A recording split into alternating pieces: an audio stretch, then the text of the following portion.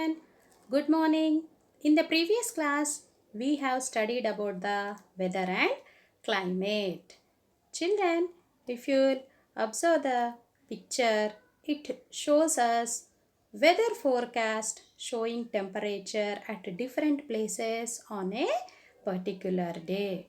The blue color shows us the minimum temperature and the purple will shows us the maximum temperature. If you'll observe children, on the same day, there is a difference in the temperature in different places. Why it is?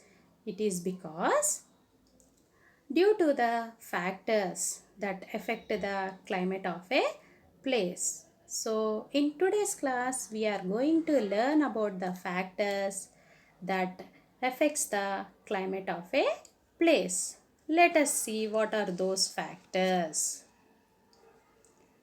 Yeah, the factors that influence the climate are latitude, altitude, distance from the sea, and direction of the wind.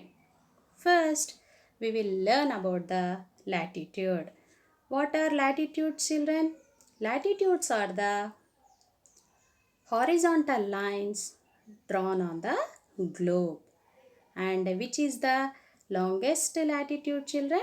Equator. It divides the earth into two equal halves. And latitude refers to the distance of a place from the equator. The earth gets heated by the rays of the sun falling on it. If you look at the diagram below, it shows the same amount of rays from the sun falling at different parts of the earth's surface. As you can see, the rays are direct or vertical at the equator and slanting at the poles. The slanting rays have to heat up a larger area of the earth's surface than the direct rays that falls on the equator. Hence, the places which are near the equator get heated more than places near the poles, and equator receives more sunlight than any other place on the earth. Why it is? Because it is closest to the sun, and also the sun rays have to travel a greater distance through the air at the poles than at the equator, losing in the process a lot of its heat to the clouds, water vapor, and dust present in the air. Different parts of the earth therefore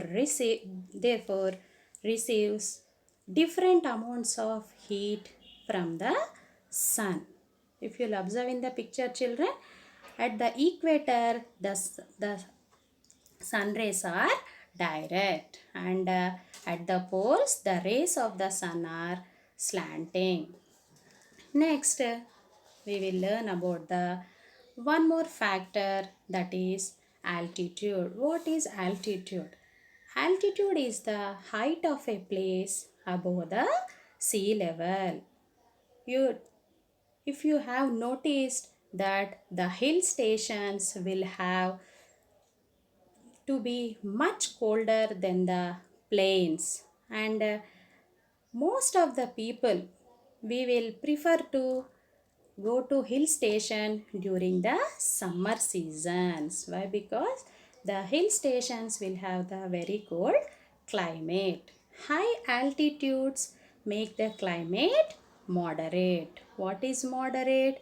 Not so hot, not so cold, by making it colder. For example, in the Shivalik hills of Uttarakhand is significantly colder than the Dehradun, and the atmosphere is thinner at high altitudes. It absorbs less heat, making the places in hilly areas cold. That is why most of the mountain peaks are covered with ice in winter, and hill stations are cold even in summer. For example, Shimla, which is at a high altitude, is always cooler than Delhi, which is at a low altitude. Next, we will learn about the one more factor, that is distance from the sea. Distance from the sea determines the climate of a place. You know, children, places near the sea have moderate climate, but places far away from the sea are very cold in winter and very hot in summer. During summer, the land areas which are near the sea heats up the faster than the during the summer, land areas near the sea heat up faster than the sea. The air above the land also heats up and rises. This forces the sea breeze to rush in and cool the land. And in winter, land gets cooler than the water in the sea. And you know, children, areas near the sea are neither very cold nor very warm because the sea makes the climate moderate. And next factor that influence the climate of a place is direction of the wind. What is wind? Horizontal moving air is called wind. And you know, children, the wind which blows from the sea to the land, that wind is known as onshore wind or sea breeze. And the wind that blows from the land to the sea is called the offshore or land breeze. And India is affected by seasonal winds. That winds are known as the monsoons. And the southwest monsoon winds bring rain from June to September, and the northeast monsoon winds brings rain during December and earth. Children, we know that temperature and the rainfall determines the climate of a place, and the whole world is divided into three climatic zones. What are the three climatic zones? Torrid zone, temperate zone, and the frigid zone. And the torrid zone lies between the equator and Tropic of Cancer, and in the south it lies between the equator and Tropic of Capricorn. The zone which is lying between the equator and the Tropic of Cancer is known as North Torrid Zone, and the zone which is lying between the equator and the Tropic of Capricorn is known as the South Torrid Zone. Let us learn about the torrid zone. The torrid zone extends from the Tropic of Cancer to the Tropic of Capricorn, and the torrid zone receives strong sunlight throughout the year. Why it will receive strong sunlight, children? Because it is near to the equator, and due to the strong sunlight it causes lot of heat, and with the lot of heat we can find the lot of evaporation. So the torrid zone receives a lot of rain. The climate is therefore very hot, wet, and humid, and this region is also called the tropical zone. Next zone is temperate zone. The temperate zone lies between the Tropic of Cancer to Arctic Circle in the north and the Tropic of Capricorn to Antarctic Circle in the south.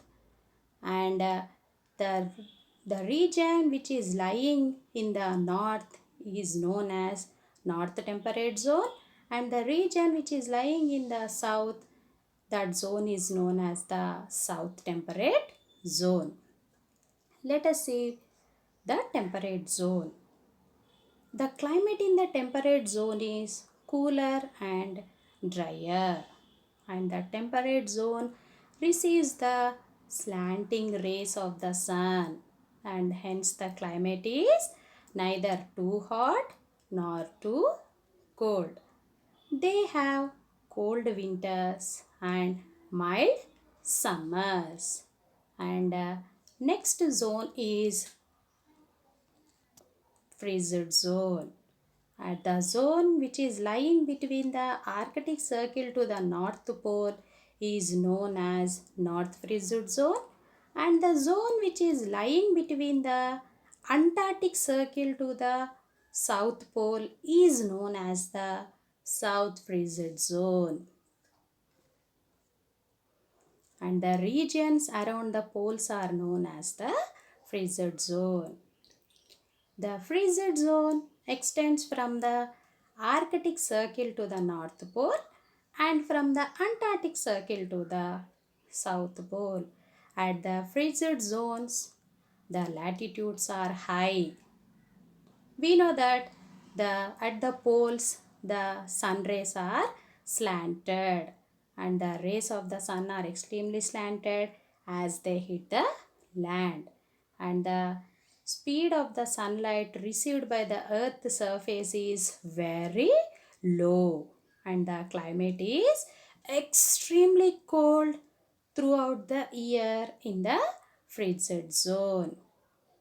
What are the three climatic zones, children? Torrid zone. It is also known as tropical zone. Torrid zone, temperate zone, and the frigid zone. Do you know, children? India lies in the northern part of India lies in the northern temperate zone, and the southern part of India lies in the torrid zone.